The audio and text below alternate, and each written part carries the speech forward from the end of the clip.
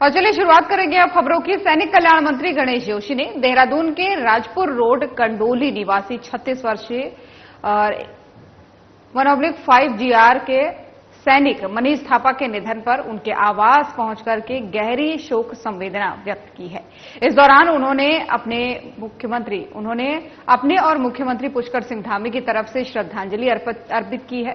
साथ ही सैनिक कल्याण मंत्री गणेश जोशी ने परिवारजनों को ढांढस भी बंधाया और आपको बता दें कि परिवारजनों को हर संभव मदद का भरोसा यहां पर उन्होंने दिलाया।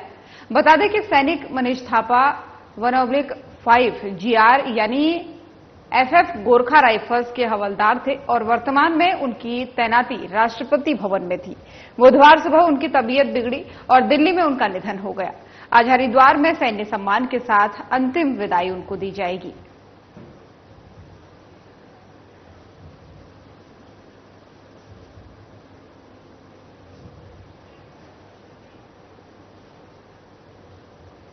और अब एक बड़ी खबर सामने आ रही है। मुख्यमंत्री की सख्ती का असर देखने को मिला है। सीएम धामी की सख्ती का देखने को मिला असर। 4 दिनों में खोली गई 307 सड़कें। वर्तमान में प्रदेश में 174 मार्ग अवरुद्ध हैं। सीएम धामी ने दिए थे सभी जिलाधिकारियों को कड़े निर्देश। अवरुद्ध मार्ग खोलने के लिए बनाई जाए प्रभावी रणनीति। जल्द से जल्द मार्गों को खोलना सुनिश्चित करने को कहा गया है। वहीं मार्गों को खोलने के लिए जिस प्रकार का भी सहयोग संबंधित विभागों और जिलाधिकारी उपलब्ध कराएं, ये कहना है मुख्यमंत्री पुष्कर सिंह धामी का। और सीएम ने सचिव आपदा प्रबंधन को 25 सितंबर तक बंद मार्गों को खोलने के लिए स्टेटस रिपोर्ट उपलब्ध कराने के निर्देश भी दिए हैं। तो बारिश की वजह से जो सड़कें बंद हुई थी, अब सीएम धामी ने सख्ती दिखाई है, जिसके तहत 4 दिन के अंदर मात्र 307 सड़कों को खोल दिया गया है। और अभी प्रदेश में 174 मार्ग ऐसे हैं जो अभी भी अवरुद्ध बताए जा रहे हैं।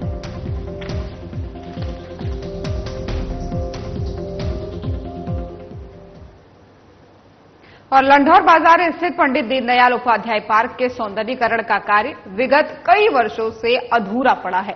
आपको बता दें कि जिसका आज मसूरी देहरादून विकास प्राधिकरण के अधिकारियों द्वारा निरीक्षण किया गया और पार्क के रखरखाव और सुधारीकरण के कार्य के लिए क्षेत्रीय जनप्रतिनिधियों और स्थानीय लोगों के साथ विचार विमर्श कर पार्क के सुधारीकरण की रूपरेखा तैयार की गई।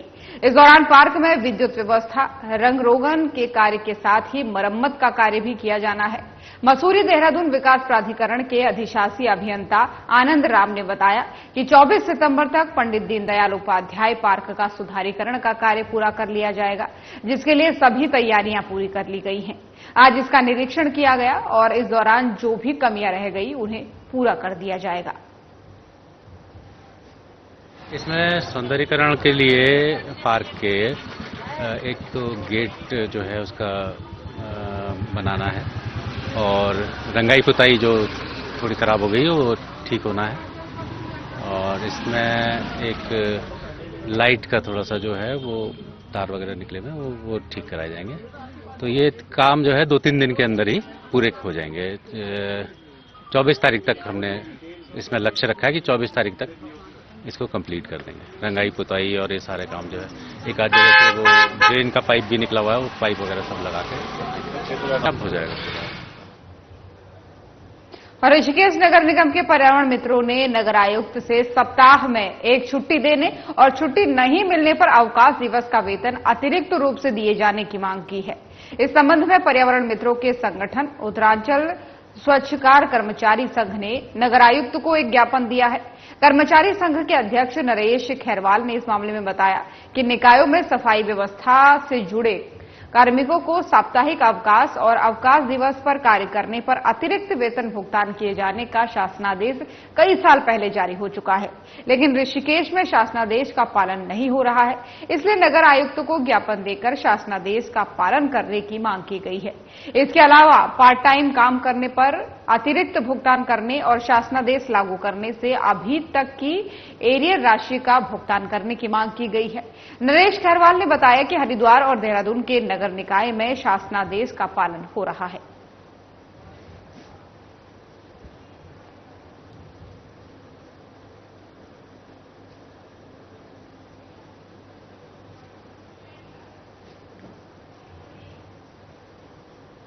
और अब एक बड़ी खबर और सामने आ रही है देहरादून से, जहां पर डीएम सविन बंसल काफी सख्त मोड में दिखाई दे रहे हैं। तो काफी सख्त दिखाई दे रहे हैं DM Savin Bansal, alert mode पर दिखाई दे रहे हैं। डीएम की शराब ओवर रेटिंग पर बड़ी कार्रवाई देखने को मिली है।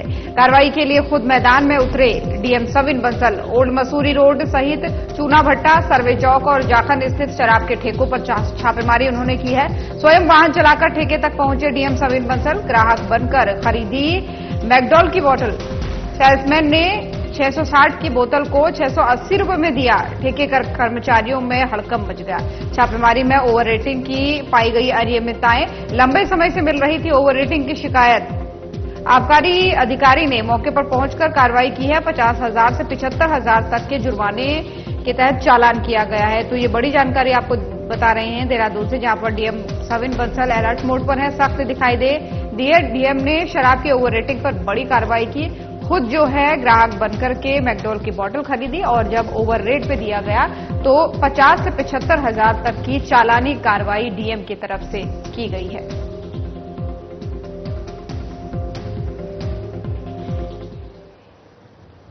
और ऋषिकेश में शिवाजी नगर के निवासी सड़क, नाली और पथ प्रकाश की सुविधा नहीं मिलने से नाराज हैं। लोगों ने निवर्तमान पार्षद जयेश राणा के नेतृत्व में नगर आयुक्त से मुलाकात की। नगर आयुक्त को समस्याओं से संबंधित ज्ञापन सौंपा है। लोगों ने नगर आयुक्त को बताया कि शिवाजी नगर की बदहाल सड़कों पर वाहन चालान तो दूर, पैदल चलना भी मुश्किल हो गया है।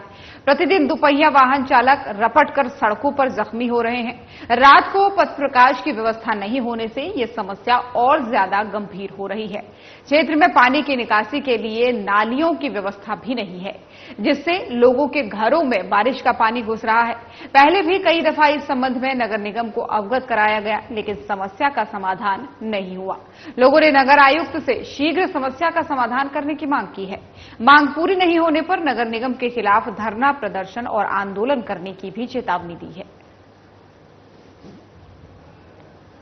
हम शिवाजी नगर में टूटी हुई सड़कें और क्षतिग्रस्त नालियों व स्ट्रीट पोल जो सिंगल आर्म पोल नहीं जल रहे हैं, उसके संदर्भ में हमने नगर निगम पे नगर आयुक्त को जो है ज्ञापन दिया है। अगर जल्दी ही हमारी मांग पूरी नहीं होती तो हम जो है आंदोलन के लिए बाध्य होंगे, जिसकी संपूर्ण जिम्मेदारी नगर निगम की होगी। क्या क्या मांगे हैं आपकी? हमारी जो है क्षतिग्रस्त नालियां हैं, सड़कें टूटी हुई पड़ी हैं, साथ ही सिंगल आर्म पोल 7,35,000 की लागत से लगे थे, वो अभी तक जो है बंद पड़े हुए हैं, उसके ऊपर कोई कार्रवाई नहीं हुई। पुलिस कप्तान अजय सिंह के निर्देश पर रायवाला पुलिस ने चेकिंग के दौरान नशे के 2 सौदागरों को गिरफ्तार किया है, जिनके कब्जे से पुलिस ने 214 ग्राम चरस बरामद की है। आरोपियों को पुलिस ने मुकदमा दर्ज करने के बाद से न्यायालय में पेश किया, जहां कोर्ट के आदेश पर पुलिस ने दोनों आरोपियों को जेल पहुंचा दिया। एसपी देहात लोकजीत सिंह ने बताया मामले में कि रायवाला थाना प्रभारी देवेंद्र सिंह चौहान को एसएसपी अजय सिंह के साफ निर्देश है कि क्षेत्र में किसी भी प्रकार से नशे की तस्करी नहीं होनी चाहिए। इसी कड़ी में पुलिस ने चेकिंग के दौरान नशे के 2 सौदागरों को गिरफ्तार किया है, जिनकी पहचान सोमवीर सैनी और मनीराम निवासी शेरकोट बिजनौर के रूप में हुई है। दोनों आरोपियों के आपराधिक इतिहास की जानकारी की जो पूरी जानकारी है वो ली जा रही है। फिलहाल दोनों नशे के सौदागरों को जेल भेज दिया गया है और आरोपी जो है चरस कहां से ला रहे थे और कहां सप्लाई करनी थी, इस बारे में जांच की जा रही है।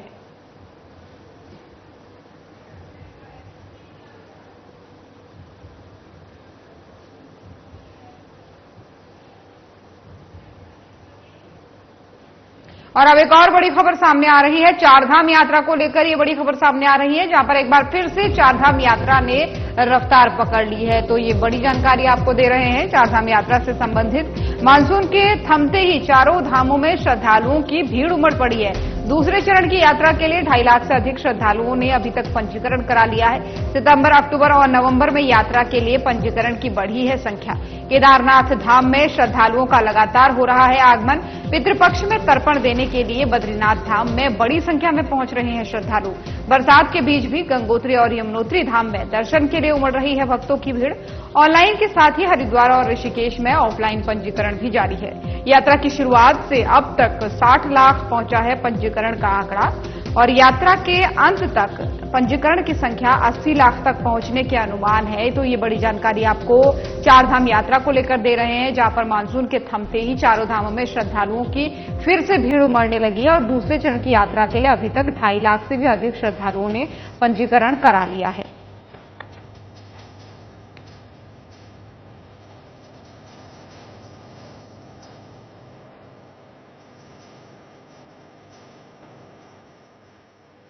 और इसी खबर पर ज्यादा जानकारी के साथ कमल शर्मा, ब्यूरो चीफ उत्तराखंड से हमारे साथ फोनो लाइन पर जुड़ गए हैं और दीपक नारंग, संवाददाता ऋषिकेश से हमारे साथ जुड़ गए हैं।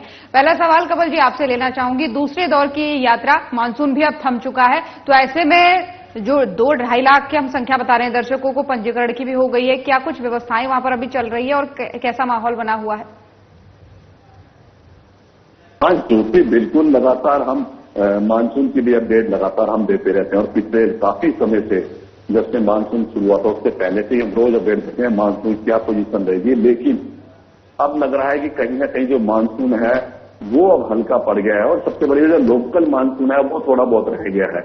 और अब देख रहे हैं कि जो ऑफलाइन हो चाहे ऑनलाइन पंजीकरण हो वो लगातार फिर लोग करवा रहे हैं चार धाम की यात्रा को। और मुझे लगता है कि अगले 10-15 दिन के बाद कहीं ना कहीं अब चाहे वो बद्रीनाथ हो, केदारनाथ हो, गंगोत्री, यमुनोत्री हो, चाहे वो 5वां धाम हेमकुंड की बात करें, तो लगातार कहीं ना कहीं अब यात्रियों की संख्या जो है वो लगातार अब बढ़ने की उम्मीद है। और अभी तक हम बात करें ऑफलाइन और ऑफलाइन और ऑनलाइन की बात करें तो लगभग 60 लाख अभी तक हमारे पंजीकरण का आंकड़ा पहुंच चुका है। और जो बताया जा रहा है अगले नवंबर, कहे तो दिवाली के बाद जब ये कपाट बंद होते हैं दीपावली के बाद नवंबर में, तो बताया जा रहा है कि अभी 20 लाख और हो सकता है कि 80 लाख तक ये आंकड़ा पहुंचने का अनुमान है कि ये जो पर्यटन विभाग है वो दावा कर रहा है कि अभी 20 लाख और ऑफलाइन ऑनलाइन हो सकते हैं अगले 3 महीने तक। तो इसको बताया जा रहा है। कुल मिला के कहें अब जैसे ही अब मैंने कहा ना धीरे धीरे अब मार्ग की स्थिति ठीक होती जा रही है और अन्य ठीक हो जा रही है, हेलीकॉप्टर भी अगर व्यवस्था मौसम खुलेगा तो व्यवस्था शुरू हो जाएगी और चीजें शुरू हो जाएगी। तो कुल मिला के हम कहें तो यात्रा फिर और जो रफ्तार है वो कहीं ना कहीं पकड़नी शुरू हो जाएगी। और जो लोग पिछले 2 महीने से जो यात्रा पे जिनका कारोबार रहता है, जो चीजें रहती हैं, जिनको रोजगार नहीं हो रहा था, वो कहीं ना कहीं अब लग रहा है कि उनको फिर दोबारा कहीं ना कहीं अपने रोजगार में राहत मिलने की उम्मीद है। तो लगातार यही बात भी चल रही है। बद्रीनाथ पितृ पक्ष के लिए कहें क्योंकि बैकुंठ धाम कहा जाता है भगवान बद्री विशाल को।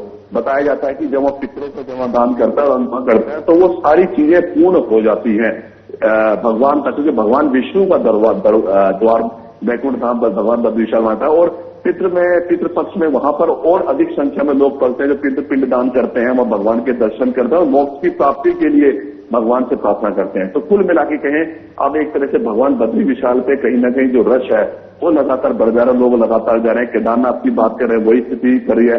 भले केदारनाथ की हम बात करें तो शाम को 6 बजे के बाद पैदल मार्ग बंद कर दिया गया, पर जैसे ही मौसम खुलता है तो लगातार लोग हेलीकॉप्टर के माध्यम से वहां पर पहुंच रहे हैं। तो हर चीज लगातार वहां पर हो रही है।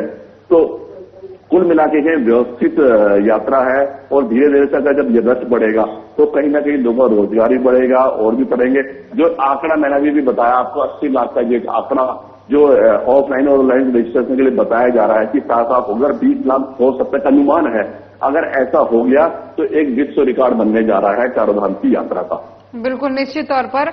और क्योंकि दीपक भी हमारे साथ लगातार जुड़े हुए, दीपक जैसा कि जितना मुझे याद है, अगर मैं गलत नहीं हूं तो पिछले सीजन में शायद 50 से 56 लाख या फिर 60 लाख से कम ऐसे श्रद्धालु थे जिन्होंने दर्शन किया था सभी धामों में। लेकिन इस बार अभी ही 60 लाख की संख्या पहुंचना और आने वाले समय में 80 लाख पहुंचना निश्चित तौर पर पुराने सारे रिकॉर्ड तोड़ सकता है। बिल्कुल सही सवाल ज्योति आपने किया है। इस बार की जो चारधाम यात्रा है वो बेहद ही ज्यादा अपने चरम पर पहुंचने की राह पर दिखाई दे रही है, क्योंकि जिस समय पे चारधाम यात्रा शुरुआत हुई थी और उस समय से जो रिकॉर्ड तोड़ श्रद्धालुओं की भीड़ ऋषिकेश और हरिद्वार में पहुंची थी उसको भुलाया नहीं जा सकता। क्योंकि जब भीड़ यहाँ पर पहुंची तो ऑनलाइन पंजीकरण होने की वजह से तो श्रद्धालु चारधाम यात्रा मार्ग पर चले गए थे, लेकिन जिन्होंने ऑफलाइन पंजीकरण लेने के लिए हरिद्वार और ऋषिकेश पहुंचे उनको बहुत मगजमारी यहाँ पे करनी पड़ी। कई दिन तक यहाँ इंतजार करना पड़ा था और उसके बाद उनको जो है चारधाम यात्रा पर भेजा गया था। इसमें कई बार श्रद्धालुओं की नाराजगी भी सामने देखने को मिली थी, लेकिन मुख्यमंत्री पुष्कर सिंह धामी ने बिल्कुल साफ कहा था कि जो भी चारधाम यात्रा पर ऑफलाइन पंजीकरण लेने के लिए ऋषिकेश हरिद्वार पहुंचे उनको जरूर यात्रा पर भेजा जाएगा, क्योंकि यात्रा को बिल्कुल सुखद और शांति तरीके से, व्यवस्थित तरीके से चलाना सरकार की प्राथमिकता है। श्रद्धालुओं की सुरक्षा बहुत बड़ी जिम्मेदारी सरकार की है, इसलिए व्यवस्थित तरीके से ही यात्रा कराई जाएगी। और मुख्यमंत्री पुष्कर सिंह धामी उन दिनों यहाँ पर ऋषिकेश भी आए थे और चारधाम यात्रा बस ट्रांजिट जो कैंपस है वहां पर पहुंचे थे, जो पंजीकरण कार्यालय वहां पर पहुंचे थे, श्रद्धालुओं से बातचीत करके उनको भरोसा दिया था कि उनकी यात्रा मंगलमय होगी, और वो जो भरोसा है उस पर वह खरे उतरे हैं और लगातार जो है यात्रा चलती रही। अब बरसात के दिनों में यात्रा धीमी जरूर पड़ी थी, लेकिन जैसे ही अब मानसून अब हल्का पड़ने लगा है और मौसम विभाग का जो अलर्ट था वो भी अब गुजर चुका, तो ऐसे में कहीं ना कहीं श्रद्धालुओं की संख्या फिर से तेजी से बढ़ती हुई देखी जा रही है। और अभी दूसरे फेज के लिए जो 2.5 लाख से अधिक श्रद्धालुओं ने पंजीकरण कराया, उसमें अगर हम बात करें ऋषिकेश की, तो यहाँ पे जो बस ट्रांसपोर्टर हैं, जो चारधाम यात्रा को संचालित करने वाली रोटेशन व्यवस्था समिति है, उनके चेहरे फिर से अब यहाँ पे खुशी से खिले हुए दिखाई दे रहे हैं, क्योंकि लगातार बसों की जो है अग्रिम बुकिंग फिर से शुरू हो गई है, जिसमें ज्यादातर गुजरात और पंजाब के यात्री अभी इसमें शामिल बताए जा रहे हैं। उत्तर प्रदेश से के यात्री भी इसमें बताए गए हैं कि जो अभी तक यहाँ पे इंक्वायरी कर रहे हैं कि किस प्रकार का मौसम है, कब वो आ सकते हैं। तो कहा जा सकता है कि जिस प्रकार से इस समय फिर से श्रद्धालुओं का रुझान देखने को मिला है यात्रा को लेकर, उससे जो है जितने भी रोजगार से जुड़े हुए जो व्यवसायी हैं, चाहे वो परिवहन व्यवसायी हो, होटल व्यवसायी हो, रेस्टोरेंट व्यवसायी हो, इन सबके चेहरे खिले हुए नजर आ रहे हैं और उम्मीद जताई जा रही है कि अगर ये आंकड़ा 80 का पार होता है तो ये अपने आप में रिकॉर्ड होगा और इसका बहुत ज्यादा फायदा सरकार को जहां राजस्व के रूप में मिलेगा, वहीं जितने भी व्यापारी हैं उनको भी इसका बहुत अच्छा मुनाफा होगा। सभी की नजरें चारधाम यात्रा पर हर साल रटी रहती है कि कब यात्रा खुलेगी और कब तक ये चलेगी, इस पर बेहद फोकस रहता है देश दुनिया का।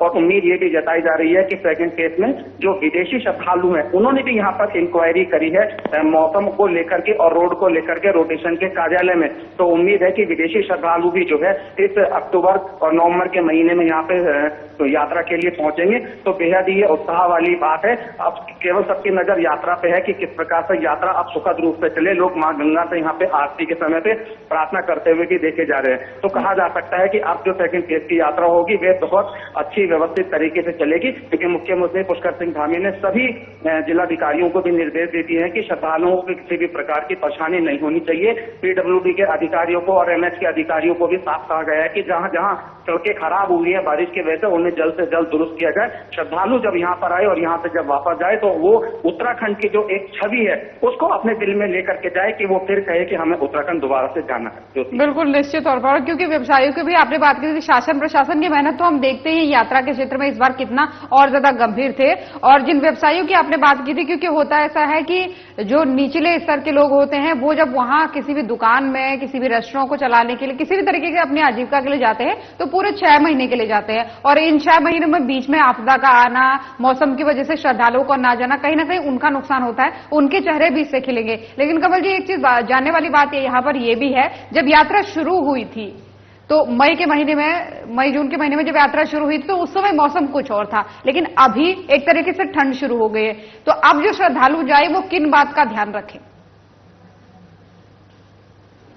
सही कह रहे हैं कि अब मौसम में बहुत परिवर्तन आया, क्योंकि आप खुद केदारनाथ की यात्रा कर चुके हैं और जब मुझे लगता है कि जब आपने भी उस टाइम यात्रा की होगी और गर्मी का सीजन था, तो उस टाइम भी जब आप केदारनाथ पहुंचोगे तो कहीं ना कहीं आपको भी ठंड की अच्छी स्थिति महसूस हुई होगी। लेकिन अब तो मौसम ही चेंज हो गया। अगर हम यहाँ की बात करें तो 15 सितंबर के बाद कहा जाता है कहीं ना कहीं मौसम चेंज हो जाता है और आज 19 सितंबर यहाँ पर हो चुकी है। तो कहीं हल्की कहते बद्रीनाथ केदारनाथ में भी पीछे दिनों बर्फबारी भी जरूर हुई थी। तो अब बहुत जरूरी हमें सबसे बड़ी बात यह है कि अब हम जब भी यात्रा पे जाएंगे तो बहुत अच्छे गर्म कपड़े लेके जाएंगे, पहन के जाएंगे, टोपा लेके जाएंगे, सब लेके जाएंगे, क्योंकि अब आपको कहीं ना कहीं बहुत अच्छी ठंड मिल सकती है और कहीं ना कहीं बर्फबारी भी मिल सकती है। अगले 15 दिन, महीने बाद, 1.5 महीने तक भी आप देखेंगे कि नवंबर तक यहाँ पर भी यात्रा करनी है। तो कुल मिला के कहें अभी आपको सबसे बड़ी बात है कि अब पहले में अब काफी मौसम का आपको परिवर्तन दिखाई देगा। जब आप जाएं तो आप सर्दी के मौसम के हिसाब से जाएं। आप ये भी जाएं कि बारिश भी आपको मिल सकती है। अब आपको ये देखें कि बर्फबारी भी आपको मिल सकती है। तो आपने जोर रखना होगा। साथ ही सबसे बड़ी बात है, आप अपने साथ मेडिसिन जो आपकी दवाई है जो आप लेते हैं वो भी ध्यान से लेके जाएं। और जो लोग थोड़े हार्ट के पेशेंट हैं और अन्य बीमारी से ग्रसित होते हैं उनको थोड़ा ध्यान रखना पड़ेगा, क्योंकि जब वहां जाएंगे तो काफी ठंड होती है और काफी हाइट पे बाबा केदारनाथ के द्वार हैं। तो वो भी सारी चीज देखनी पड़ेगी और जब आप जाएं पूरा चेकअप करा के जाएं, सब चीजें लाएं और आवश्यक दवाइयां जो होंगी वो साथ लेके जाएं, क्योंकि अब मौसम में आपको बहुत परिवर्तन और चेंज मिलेगा, पहली वाली स्थिति नहीं रहेगी जो पहले थी। तो कुल मिला के हम आपको कहें कि अब पहले और अब में मौसम में काफी आपको परिवर्तन मिलेगा और परिवर्तन के हिसाब से आप साथ में अपने गर्म कपड़े लेके ले जाएं, ताकि जब आप यात्रा करने जाएं तो आपको किसी प्रकार की भी दिक्कत का सामना करना पड़े और आप अपनी यात्रा सकुशल करके आप वापिस आ सके। निश्चित तौर पर जो लोग यात्रा पर जाने वाले हैं उन श्रद्धालुओं से निवेदन है कि इन सब बातों का आप बहुत ध्यान रखें, खासकर गर्म कपड़ों के मामले में आप बहुत सावधानी बरतें। दीपक, एक चीज और आपसे जानना चाहेंगे, आपने यातायात की बात की थी कि बसों की बुकिंग भी शुरू होने लग गई है, तो जो लोग हेली सर्विस के द्वारा जाना चाहते हैं क्या उसकी बुकिंग भी खुली है, कि उसकी बुकिंग फुल चल रही है या फिर उसको किस तरीके से अभी चल रहा है? देखिए, बसों की बुकिंग तो यहाँ पे जो है वो ऑफलाइन चल रही है। ऑनलाइन बुकिंग के लिए जो है वो प्राइवेट ट्रेवल्स वाले हैं वो यहाँ पर काम कर रहे हैं, जिसमें छोटे व्हीकल भी शामिल है। लेकिन अगर बात करें हम हेली सेवा की, तो उसके लिए सरकार की तरफ से जो आधिकारिक वेबसाइट IRCTC की जारी की गई है उसके ऊपर ही जो है वो बुकिंग हो रही है। लेकिन अभी जिस प्रकार से मौसम की मार के बारे में बात चल रही थी, लगातार बारिश हो रही थी, तो उसकी वजह से अभी जो है हेली सेवा की बुकिंग में ज्यादा तेजी नहीं है। लेकिन अभी तक हम बात करें सितंबर के महीने की, तो आगे के कुछ दिनों के स्लॉट्स जो है उसके अंदर बताया जा रहा है कि वो फुल होने वाले हैं, क्योंकि लगातार जैसे ही मौसम की अपडेट आती है कि अब मौसम साफ रहेगा, उस हिसाब से श्रद्धालु जो है बुकिंग करते हैं। क्योंकि अगर यहाँ से हेली सेवा लेने के लिए गौरीकुंड या पाटा तक जहां तक जाना पड़ता है, तो वहां तक अगर वो समयानुसार नहीं पहुंचेंगे तो उनकी बुकिंग जो है कैंसिल हो जाती है। तो ऐसी पश्चिमकोश वाली स्थिति में जो है श्रद्धालुओं ने अभी जो है ज्यादातर फोकस नहीं किया है। अभी श्रद्धालु जो है वो यूपी के, हरियाणा के और पंजाब के जो है वो मुख्य रूप से जो है वो पैदल मार्ग से जाने वाले हैं। लेकिन जो हेली सेवा से जाना चाहते हैं वो लगातार ऑनलाइन बुकिंग कर रहे हैं। लेकिन अभी तक ये नहीं कह सकते कि वो फुल है, क्योंकि लगातार जिस प्रकार से जानकारी मिल रही है वो इसी से यही कहा जा रहा है कि अभी जितने भी ज्यादा से ज्यादा लोग हेली सेवा की सुविधा लेना जा सकते हैं वो ऑनलाइन ले सकते हैं। सरकार ने इसमें खास निर्देश ये दिए हैं कि हेली सेवा के नाम पर कई बार जो है फर्जी वेबसाइट पर लोग अपनी ठगी का शिकार हो रहे हैं, उनसे बच के रहे। क्योंकि सरकार ने जो ऑथराइज्ड वेबसाइट जारी की है उसी पर अपनी हेली सेवा की बुकिंग करे, क्योंकि पिछले साल जो है हेली सेवा के नाम पर बहुत सारी ठगी की घटनाएं सामने आई थी। तो शासन का जो कहना है कि वो यही है कि ठगी का शिकार श्रद्धालु ना हो, इसलिए उनको जो है इस बारे में समय समय पर सोशल मीडिया के माध्यम से जो है टिप्स भी दिए जा रहे हैं और उस पर अमल करना बेहद ज्यादा जरूरी है। यही वजह है कि इस बार हेली सेवा के नाम पे जो है ठगी की वारदातें जो है वो बहुत शून्य रही हैं और अब जितनी भी जो ऑनलाइन जो बुकिंग हो रही है वो सब ठीक ठाक चल रही है और अभी श्रद्धालु जो है ऑनलाइन के माध्यम से जो है हेली सेवा की बुकिंग को जो है आराम से करा सकते हैं। बिल्कुल कंवल जी, हम बीते दिनों दर्शकों को बता रहे थे कि अभी रात में जो शाम के समय 6 बजे के बाद पैदल यात्रा करना मना है, क्या अभी भी वो मनाही है या अभी 24 घंटे के लिए खोल दिया गया है मार्ग? हाँ बिल्कुल, जो कि अभी कहें तो अभी तो फिलहाल ये इसमें रखा गया है कि देर रात जो पैदल मार्ग है, देर रात तो शाम के लिए कहें तो उसमें अभी चलने के लिए नहीं रखा गया है, क्योंकि अभी थोड़ा सा और मौसम खुल जाए, मौसम और क्लियर हो जाए, मौसम और चीजें हो जाए तो कहीं ना कहीं अब उसका क्योंकि सुरक्षा सबसे बड़ी एक चीज है। जब आदमी यात्रा पे जा रहा तो कोई किसी में घटना ना हो, क्योंकि लगातार जब बारिश से हुई थी तो कहीं ना कहीं बड़ी दिक्कतों का सामना करना पड़ा था। जो पैदल मार्ग था वो काफी क्षतिग्रस्त हो गया था। लेकिन अब स्थिति ये है कि अभी भी जैसे जैसे मौसम खुलेगा वो जहां कमियां हैं पैदल मार्ग को उसको सुव्यवस्थित कर जाए, बढ़िया कर जाएगा। तो फिलहाल जो है अभी देर शाम कहें तो अभी फिलहाल पाबंदी लगाई गई है। आप सुबह जा सकते हैं, शाम को जा सकते हैं, पर वो आपकी सुरक्षा के लिए किया गया है, आपकी व्यवस्था के लिए किया गया है, कहीं ऐसी कोई दिक्कतों का सामना न करना पड़े।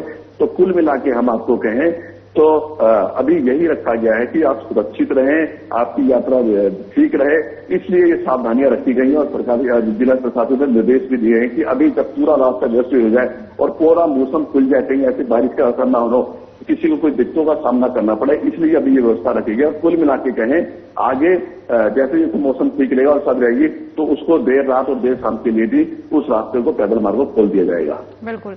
एक छोटा सा सवाल दीपक आपसे जानना चाहूंगे एक और, उसके बाद फिर समय इजाजत देता है।